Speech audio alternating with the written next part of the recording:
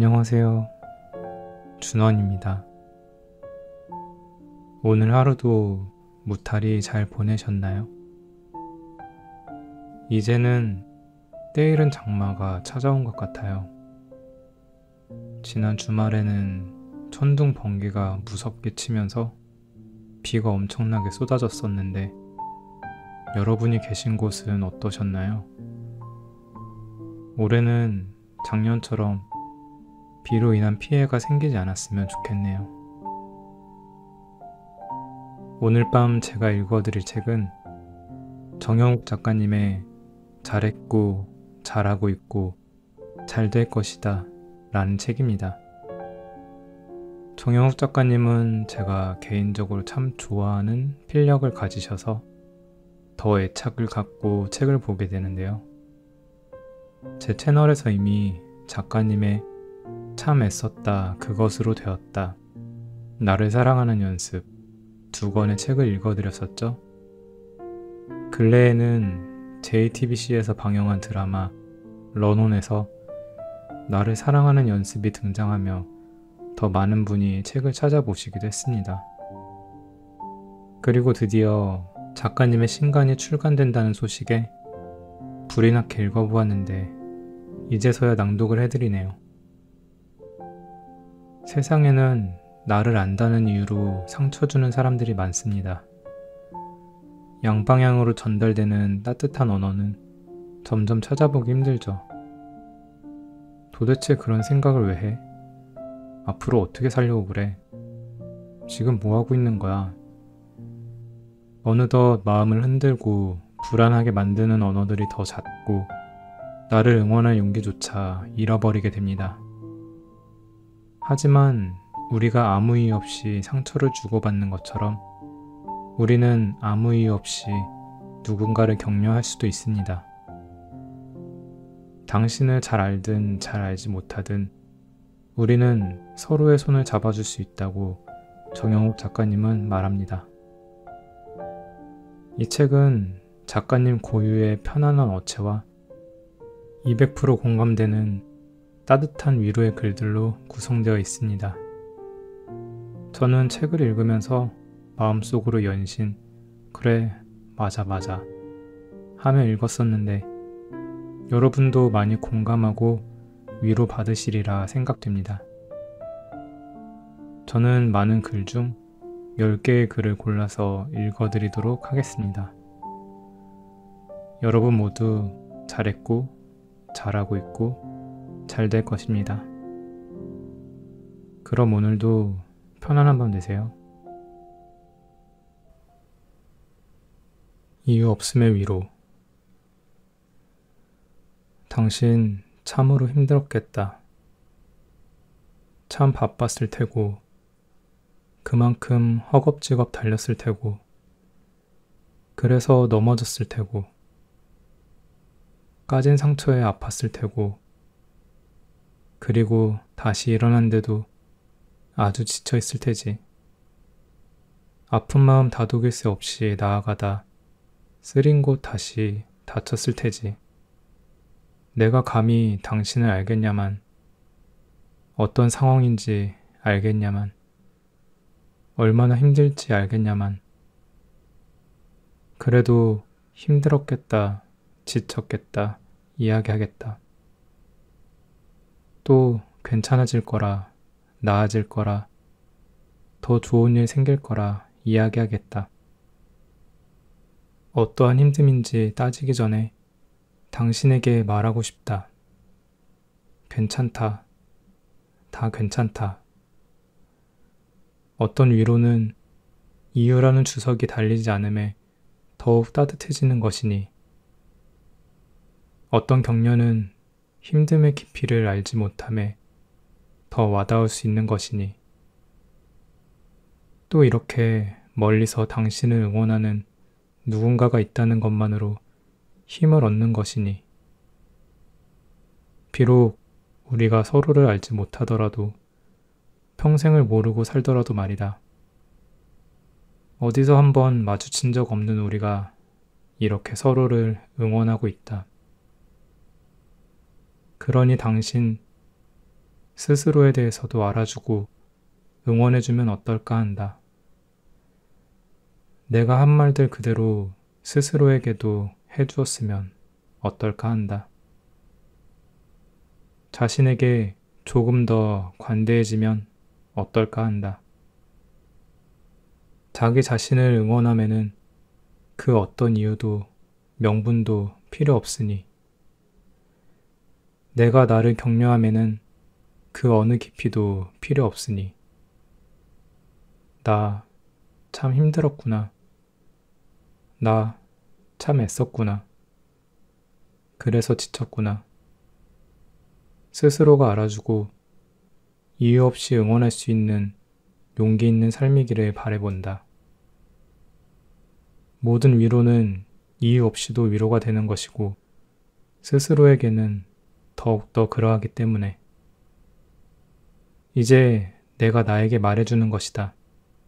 나 참으로 힘들었겠다. 괜찮다. 다 괜찮아질 것이다. 내일의 나에게 맡기기로 합니다.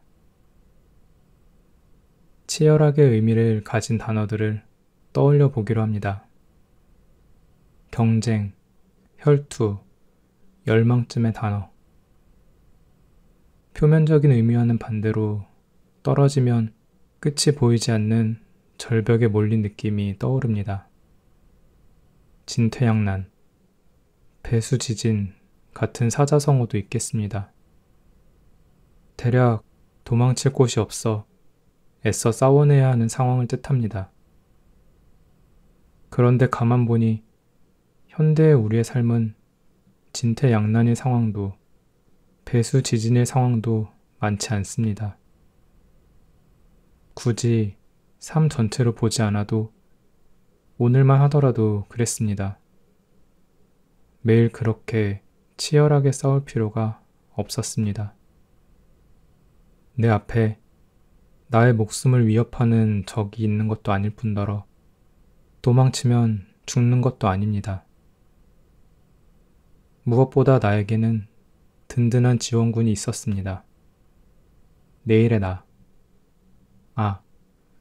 생각해보니 내일의 나는 아주 든든한 지원군입니다. 오늘 설렁설렁 살아도 내일의 내가 해결해 줄 겁니다. 이 글을 본 오늘만큼은 내일의 나를 믿고 그렇게 치열하게 애쓰지 않기로 합니다. 애초에 지금 피나는 노력이나 혈투에 가까운 열정을 쏟아붓는다고 해서 해결될 일이면 오늘은 반만 치열하게, 내일도 반만 치열하게 해도 고작 하루 차이로 해결됩니다. 하루 늦는다고 내가 나락에 떨어지는 것도 누가 날 죽일 듯 쫓아오는 것도 아닙니다. 알고 있습니다. 매일을 이렇게 생각하며 살아갈 순 없겠지요. 하지만 이걸 보고 있는 지금만큼은 무책임하게 내일의 나에게 맡겨보기로 합니다. 그래도 내 인생은 별로 달라질 것이 하나 없기 때문입니다. 하루하루가 모여 삶이 된다곤 하지만 모든 하루하루가 다 기억나진 않는 것처럼 잠시 잊고 내일에 맡겨도 인생에 지울 수 없는 구멍이 나버리는 것은 아니니까요. 그러니 오늘만큼은 내일의 나에게 맡기기로 합니다. 괜찮아지고 싶어도 괜찮아지지 않을 때, 괜찮아지고 싶어도 괜찮지 않을 때가 있습니다. 어떤 날엔 냉장고에 있는 달콤한 케이크를 먹으며 괜찮아질 것 같아 한 입 베어 물어보지만 여전히 눈밑은 어둡습니다. 어느 날엔 다소 지저분했던 방을 정리하면 나아지겠지 했는데 구석구석 정리하면서 눈에 밟히는 지난 인연의 흔적이 내 맘에 콕콕 밟힙니다. 한숨 자고 일어나면 괜찮아지겠지 하고 누워봐도 매트리스가 까칠하게만 느껴집니다. 그러다 괜히 친구에게 연락이라도 오면 지금은 기분이 좀 그래서 나중에 연락해야지 하다 잠이 듭니다. 일어나니 창밖은 어둡습니다. 친구에게는 서운함이 담긴 메시지가 와 있습니다. 나는 그 친구가 싫어서 피한 게 아닌데 말이죠. 깜깜한 풍경에 괜한 오해까지 생기니 마음은 우울함으로 물들어갑니다. 그때 마침 아빠에게 전화가 왔습니다. 전화를 받습니다. 담배를 태우는 사람은 모릅니다. 담배를 태우며 전화를 하는지 아닌지 그 호흡의 소리만으로 다 알 수 있다는 걸요. 아빠 담배 피워? 물어봅니다. 그때부터 뻐끔뻐끔 소리가 들리지 않습니다. 아빠 담배 끊었잖아. 왜 또 피우는 거야? 핀잔을 줍니다. 아빠는 말합니다. 스트레스 받아서 그래. 이번 한 번만 봐주라. 아마 우리 아빠도 그랬을 겁니다. 괜찮은 척 해봐도 괜찮아지지 않아서 그러다가 괜히 일만 더 꼬이고 그래서 그렇게 굳건히 약속했던 담배를 다시 뻐끔뻐끔 그래야 숨이라도 쉴 수 있을 것 같으니까 뻐끔뻐끔 그러면서 내 생각이 나서 안부를 묻고 싶었겠죠. 그렇게 생각하니 급 후회가 됩니다. 이럴 땐 모르는 척 넘어갈 걸 그랬습니다. 어쩌면 내가 하나뿐인 아빠의 숨구멍을 막아버린 건 아닐지요. 이야기가 오가던 중 뜬금없이 눈물이 왈칵 쏟아지려고 합니다. 하필이면 타이밍이 좀 그렇습니다. 아빠가 아직도 담배를 태우고 있단 건 나보다 긴 여정 동안 괜찮아지려고 해도 괜찮아지지 않았다는 거겠죠. 아빠의 뻐끔뻐끔을 내가 전파로 느끼듯 나의 흐느낌을 아빠도 전파로 느낍니다. 그래서 아빤 허겁지겁 전화를 끊으려는 나를 막지 않아 주었습니다. 왜 우냐고, 무슨 일 있느냐고 붙잡고 묻지 않았습니다. 그렇게 전화를 끊고 한참을 울고 나니 마음이 좀 개워지는 것 같습니다. 어쩌면 아빠는 나에게 울 구멍을 내어준 셈입니다. 아무리 괜찮아지려고 해봐도 괜찮지 않던 나의 마음에 조금은 볕이 쬐입니다. 마음에 잔뜩 낀 먹구름 사이로 아주 작은 빛이 들었습니다. 어두운 창밖으로 달빛이 은은하게 비추고 있습니다. 요즘은 노력해봐도 노력대로 안 되는 날의 연속이었습니다. 일이 꼬이고 꼬여 깊은 한숨을 쉬었겠죠. 그러나 나와 비슷한 사람을 보게 되고 동질의 아픔을 나누고 펑펑 울고 조금은 기분이 풀리고 했을지도 모를 일입니다. 아직도 삶은 어떻게 하는 건지 잘 모르겠습니다. 그러나 다 괜찮다 감히 말해봅니다. 마음만큼 생각만큼 다 되진 않지만 생각지도 못한 곳에서 치유와 희망을 얻습니다. 굳이 괜찮은 척하려 하지 않아도 괜찮아질 겁니다. 모두가 서툴더라도 잘 해내고 싶은 마음이 있고 서로가 서로에게 서툴더라도 좋은 사람이 되고픈 마음이 있기 때문이겠죠. 정말 괜찮습니다. 걱정이 있고 그 안에 사랑이 있습니다. 고민이 있고 그 안에 목표가 있습니다. 염려가 있고 그 안에 마음이 있습니다. 그러니 굳이 괜찮아지지 않더라도 우리 오늘 괜찮습니다.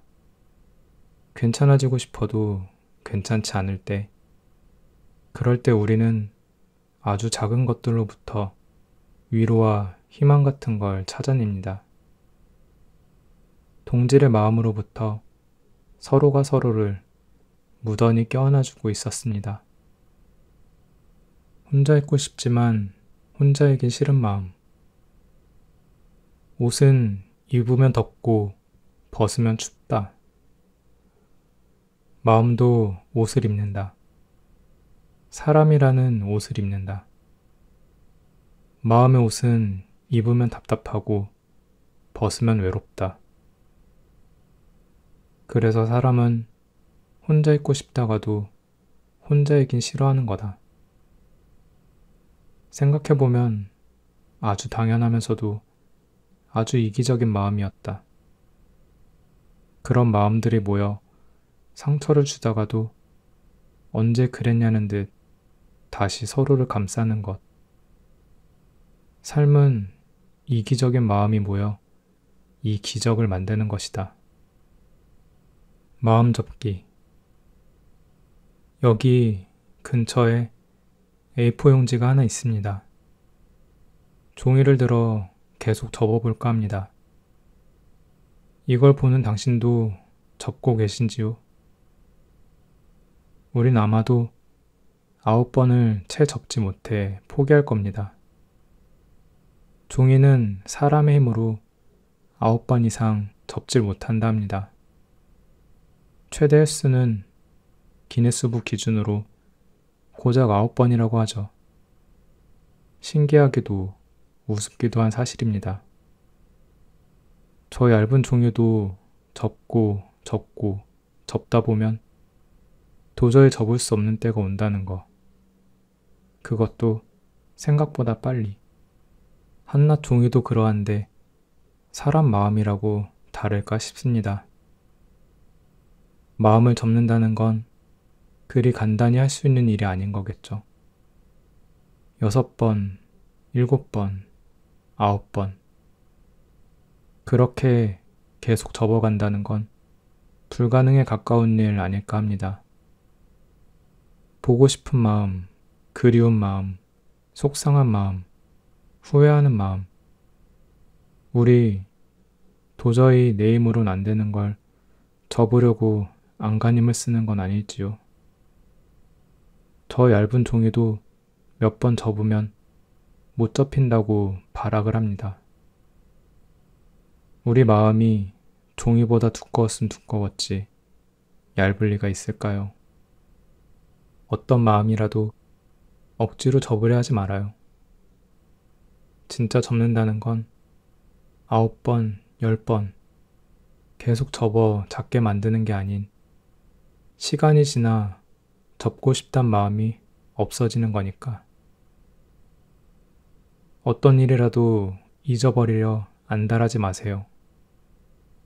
정말 잊는다는 건 9번, 10번 지우고 지워 기억이 없어지는 게 아닌 쓰여진 기억을 지우려 하지 않고 아름답게 성장시킬 수 있는 거니까.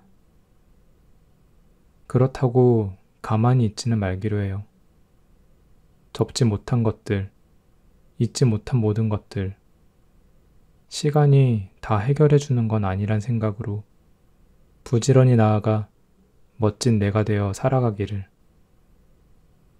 그 시간을 인내한 우리 더 넓은 사람이 되어 차마 접지 못한 것들 전부 펼치며 살아가기를. 단 하나의 차이가 전부. 10, 100. 겨우 한 글자 차이지만 10배의 차이가 있습니다. 달, 날. 겨우 한 획 차이지만 30배의 차이를 가지고 있습니다. 우리는 가끔 잊고 살지만 하나의 변화와 하나의 공백, 그리고 하나의 추가는 꽤 많은 차이를 불러일으킵니다. 그 작은 차이의 중요함을 잊고 사는 이유를 말하자면 하나의 핵심이 이루어낸 결과의 차이는 10배, 30배 정도가 나 그 결과의 크기만 와닿기 때문입니다. 결과만 눈에 보이니 자주 두렵고 자주 아프고 자주 허황됩니다. 당신이 크게 두렵고 지치는 이유는 주변의 탓도 아니고 상황의 탓도 아닙니다. 고작 단 한 가지 생각의 차이 탓이 아닐까 합니다. 변화하기 전 변화의 방대함이 두렵다면 두려울 필요 없는 것이었습니다. 대충 보아도 30배 정도의 변화라 한들 핵심은 겨우 한 가지일 수 있으니까요. 또 가진 것을 많이 잃었다는 생각에 무너질 필요 없는 것입니다. 엄청난 것을 잃었다 한들 핵심 단 하나를 잃었을 수 있으니까요. 그러니 또 누구보다 많이 있다 자랑할 필요 없습니다. 단 하나를 잃어 많은 것이 증발해버릴 수 있으니까요. 그렇다고 또 너무 쉽게는 생각하지 않기로 합니다. 그 하나를 알기 위해선 모든 것을 거슬러 올라가야 할 만큼 고된 일이 될 테니까요. 우리의 삶은 늘 변화를 요구할 것입니다. 때로는 많은 것을 놓아주어야 하고 때로는 벅찰 때까지 채워 넣어야 합니다. 하지만 그 상황 자체가 힘든 것보다 너무 힘들게 생각하는 내가 상황을 어렵게 만들 때가 많습니다.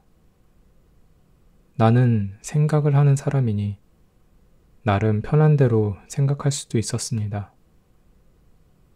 그걸 굳이 어렵게 생각해 오려고 노력한 건 아닐지요. 힘들고 벅차 보일 때에는 한 발 물러서 결국 단 하나의 차이일 것이라 믿어주면 급한 마음이 조금 여유로워집니다. 좋은 일이 과분할 때에도 한 발 물러섭니다. 단 하나가 많은 걸 빼앗아갈 수 있다는 긴장은 그 과분함이 오래 함께할 수 있도록 돕지 않을까 합니다. 언제나 그랬듯 우리는 여전히 결과를 응원할 것입니다. 하지만 어느 때엔 결과 이전의 것들을 응원하는 편이 좋습니다. 우리는 언제나 많은 것을 잃거나 잊어버릴 수 있지만 결과가 있기 전 그 어떤 중요한 것과 마음이 여전하기를 응원한다면 나의 착잡한 하루가 조금은 맑게 개어질 것입니다. 한 획과 한 글자는 실로 어마어마한 결과를 가지고 옵니다. 그러니 오늘 결과 이전의 것들을 물어봅니다. 당신의 열정은 아직도 여전한지요? 당신의 과정은 괜찮았는지요? 당신의 친구들은 곁에 있는지요? 또 당신의 소중한 그 어떤 것은 여전히 안녕한지요? 시간 참 빠르다고 느껴졌던 순간들. 1. 10년지기라는 말. 꽤 나이 들어서나 쓸 줄 알았는데 내 옆에 어느 순간 10년지기 친구들이 있더라. 다 예전 모습 그대로라고 생각했는데 예전에 찍은 사진들을 들춰보니 앳된 우리가 거기 있더라. 2. 평소엔 잊고 살았는데 오랜만에 고향에 가면 주름이 더 늘어버린 엄마 아빠. 그들의 시간은 나보다 더 빨리 가는 걸까? 속절없이 흐르는 시간이 밉다. 조금이라도 시간이 늦게 흘렀으면 하는 간절한 마음. 3. 예전에 하던 놀이는 민속놀이가 되었고 자랑이었던 최신 기기들은 어떻게 생겼는지도 모르는 사람이 태반이더라.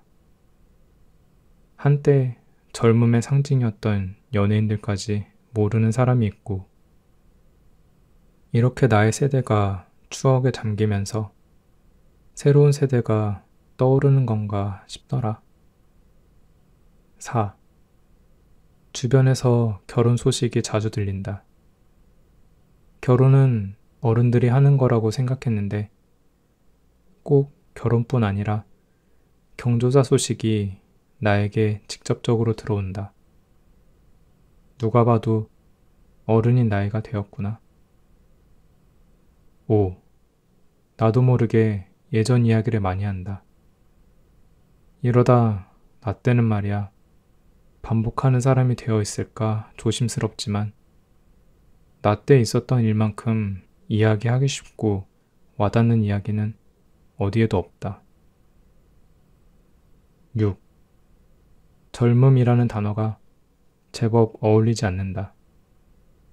아직 젊으니까, 한창이니까 따위의 말로 스스로를 위로하던 나는 어디 가고 조바심만 가득하다. 젊음이 이젠 먼 옛날 이야기 같고 낯설게 느껴질 때 우리는 완벽하지 않은 의자처럼 살아갑니다. 여기 의자가 하나 있습니다. 무게는 얼마 되지 않지만 내 몸무게를 감당할 만큼 튼튼합니다. 의자의 다리는 같은 간격마다 같은 길이로 설계되어 있기 때문이죠. 힘이 고루 전달되어 자신보다 몇 배는 더 무거운 무언가를 지탱할 수 있습니다. 이 간격이 조금이라도 어긋나거나 한쪽 다리가 무슨 이유로 짧아진다면 쉽게 흔들리고 금세 무너집니다. 무언가를 지탱하긴커녕 제 몸 하나 가누지 못할 만큼 비실거리기 마련이겠죠. 어쩌면 우리는 이 의자와 평행한 삶을 살아갑니다. 일, 사랑, 우정, 의, 식, 주. 이러한 것들이 한데 모여 나를 이루고 삶의 균형을 이룹니다. 이 중 무엇 하나라도 어긋나면 자주 흔들리거나 무너질 것 같죠. 즉, 어떤 무게를 견딜 수 있는지는 그 균형에 달린 거지, 나를 짓누르는 시련의 크기에 달린 건 아닐 수 있단 겁니다. 물론 그 크기가 큰 만큼 더 위태롭겠지만 핵심은 균형일 겁니다. 그렇게 우리는 완벽하지 않은 의자처럼 흔들립니다. 완벽한 균형을 맞추며 사는 것은 불가능한 일이기에 우리는 미완이라는 고충을 안고 아주 조금씩 휘청이며 살아가고 있습니다. 인생은 누군가에 의해 설계된 것이 아니고 저 스스로 만들어가는 것이기 때문입니다. 곧 흔들리며 살아가는 우리가 이상할 것은 없다는 말입니다. 별다른 일이 없어도 그냥 휘청일 수 있습니다. 아주 어처구니 없는 일에도 무너질 수 있습니다. 당신이 짊어진 짐의 무게와 상관없이 당신의 흔들림은, 그로 인한 힘듦은 마땅한 일입니다. 이렇게 작은 일로도 수시로 흔들리고 있다는 것, 오히려 다행일 수도 있습니다. 그런 일련의 휘청거림이 없다면 우린 무엇이 잘못되었는지 모르고 살아갈 것입니다. 하루하루 휘청이며 균형을 교정해가는 것이 우리네 삶이란 이야기겠죠. 흔들리는 건 그 원인의 크기보다 균형의 문제라는 것. 우리는 설계되어 있지 않으니 흔들리며 살아갈 수밖에 없다는 것. 당신의 힘듦은 아주 그럴 이유가 충분하다는 것. 그러니 누군가의 말에 흔들리며 자신을 나약하게 생각하지 않아도 된다는 것. 삶이란 각자의 경험을 토대로 스스로 교정해 나가는 과정이라는 것. 그러니 모든 휘청임은 내 삶을 완성시키는 것에 일원으로서 역할을 다할 거란 것. 잊지 않기로 합니다. 같은 온도라도 누군가는 따뜻해지고 누군가는 쌀쌀해집니다. 거리가 얼어붙고 세상이 하얗게 물드는 겨울이 한 걸음 물러서고 봄이 한 발짝 다가옵니다. 4월.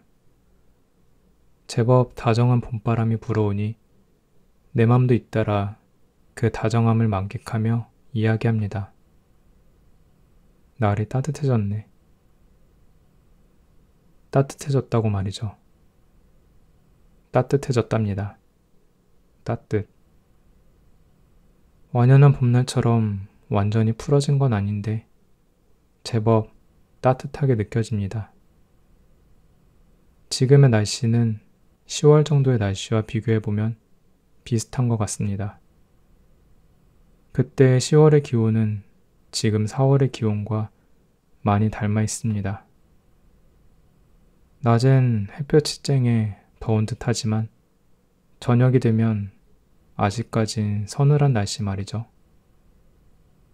참, 그러고 보니 10월 정도엔 따뜻하다는 표현을 쓰지 않았습니다.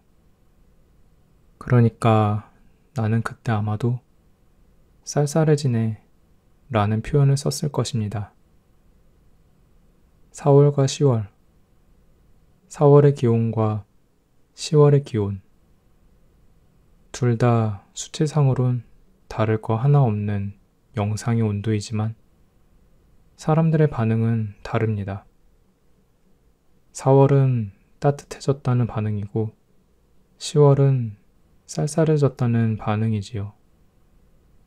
어쩌면 온도에 대한 사람들의 반응은 그 절대적인 수치보단 상대적인 감각에 영향을 받나 봅니다.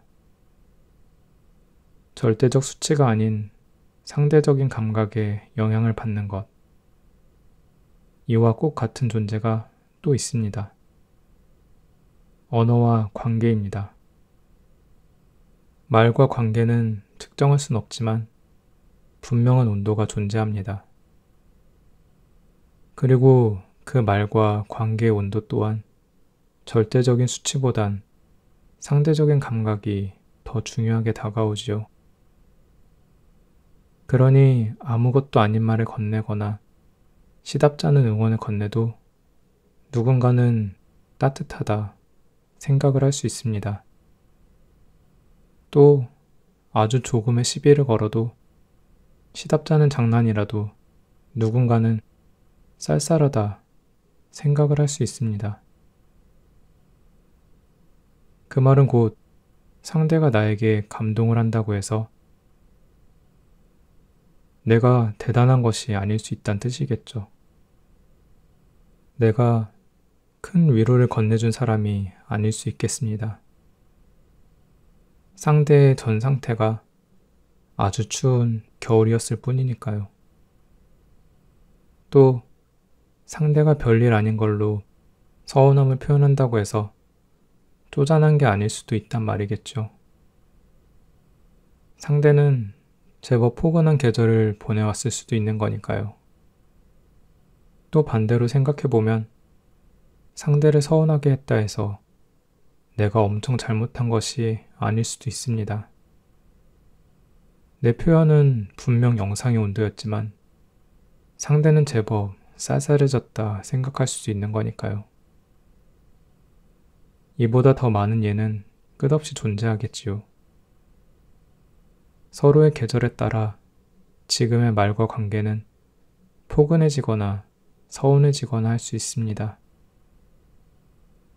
우리가 언제, 어디서, 나도 모르게 누군가에게 사랑받고 나도 모르게 미움받는 이유일 수도 있겠습니다.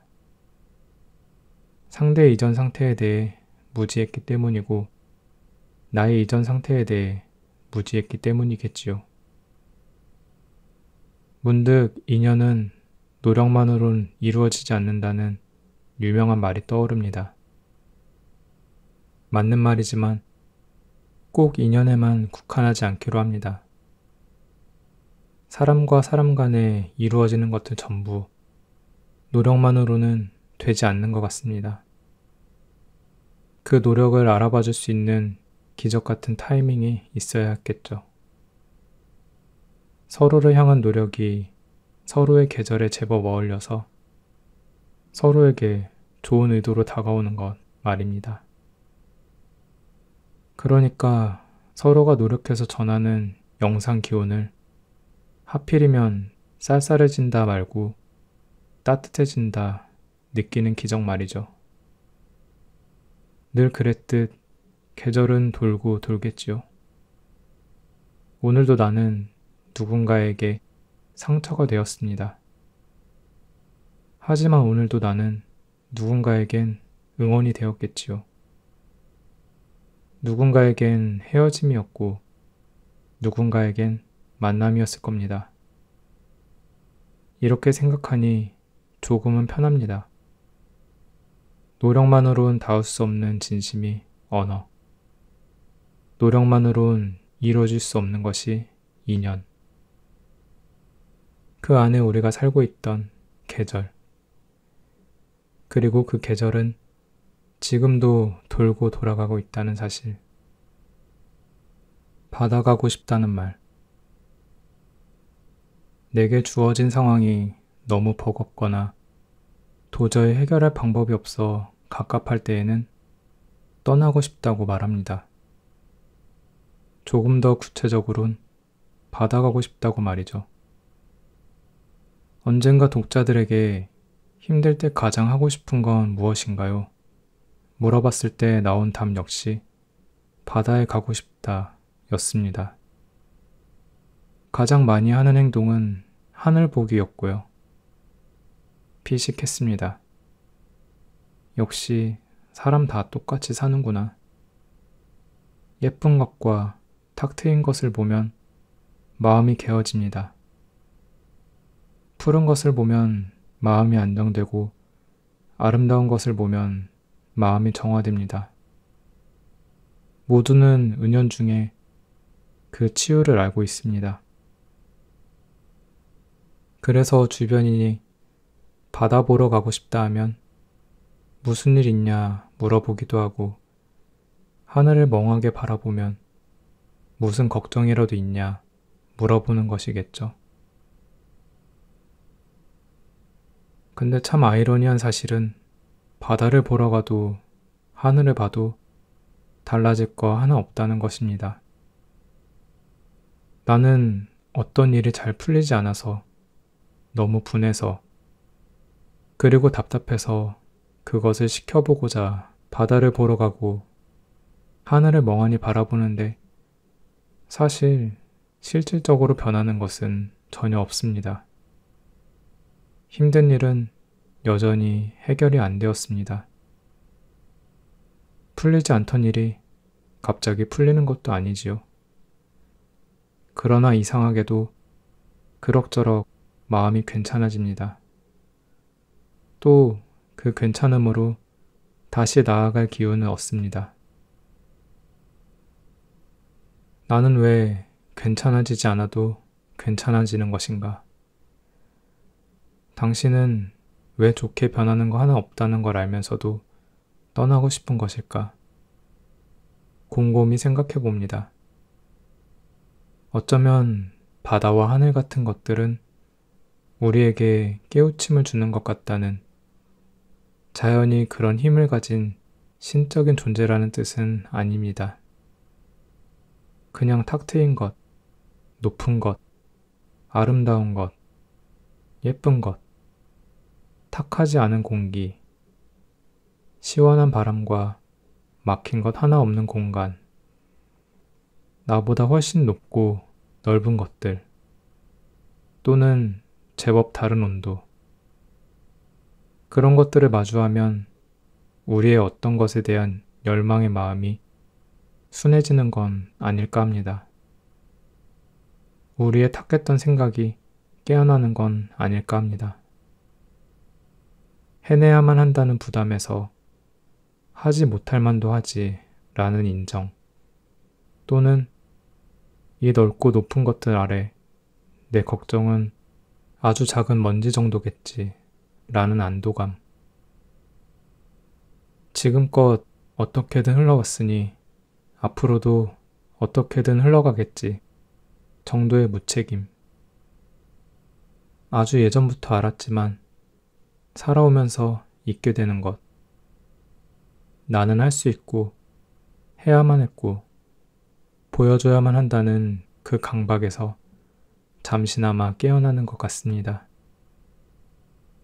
그 광활한 자연으로부터 알게 됩니다.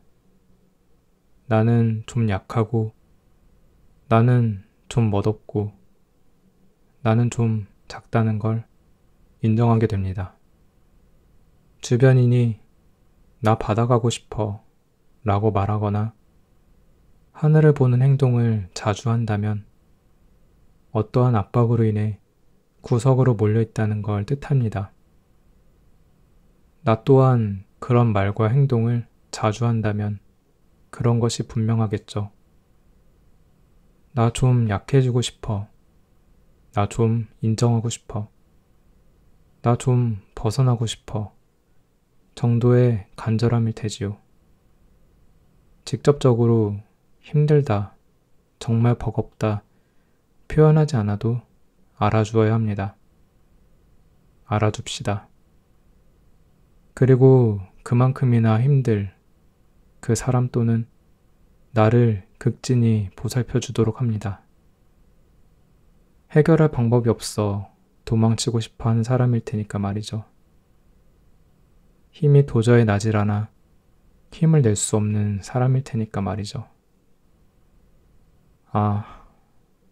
아주 잠깐만이라도 바다 보러 가고 싶다.